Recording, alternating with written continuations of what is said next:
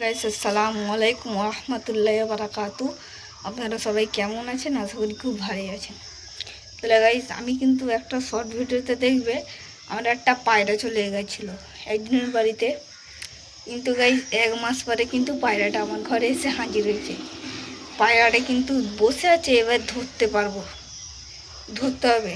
তাহলে গাইস বেশি দেরি না করে যাওয়া যাক। গাইস দেখতেই পাচ্ছেন আমার ওপরে কিন্তু পায়রাগুলোকে দেখে পায়রাটি ছাতে নেমেছে। এবার গাইস ধরতে হবে যাই হোক করে পায়রাটিকে, দেখেন। আর আমার সেই পায়রাগুলো কিন্তু দেখাচ্ছি দাঁড়ান। তাহলে গাইস দেখতেই পাচ্ছেন সব কিন্তু বসে আছে, সব মানে বসে আছে একটু রোদে, তো উড়াইনি আজকে। দেখেন ভালোভাবে সব পায়রাগুলো সব খায়, দেখেন সব কিন্তু বসেই আছে। তাহলে গাইস পায়রাটাকে কিন্তু এবারে ধরতে হবে, বেশি দেরি না করে যাওয়া। গাইস পায়রাটাকে কিন্তু আমি যাই হোক করে ধরলাম। তাহলে গাইস পায়রাটাকে আমি কিন্তু পুরো ডানা পুরো বট কুচো করে দিয়েছি রেগে দিয়ে। দেখেন পায়রাটি, দেখেন ভালোভাবে চক করেন, দেখেন পায়রাটা ডানা পুরো বট কুচো করে রেখে দিয়েছি।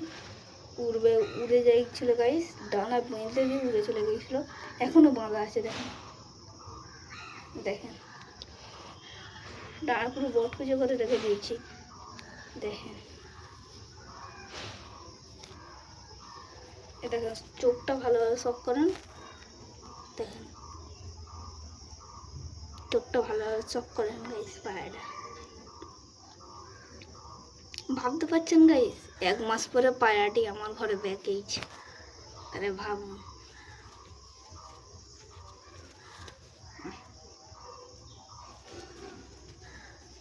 তাহলে গাইস আমি কিন্তু এই কদিন আপনাদের কাছে ভালোবাসা পাচ্ছি না।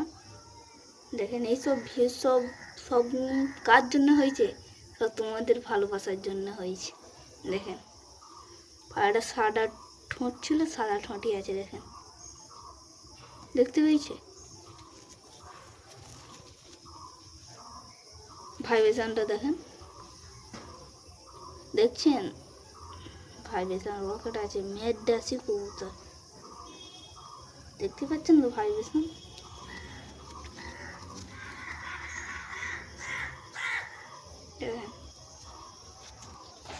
ভিডিওটা যদি ভালো লেগে থাকে লাইক সাবস্ক্রাইব করে যাবেন। কেউ যদি আমার চ্যানেলে নতুন হয়ে থাকে লাইক সাবস্ক্রাইব করে যাবেন। Bye guys.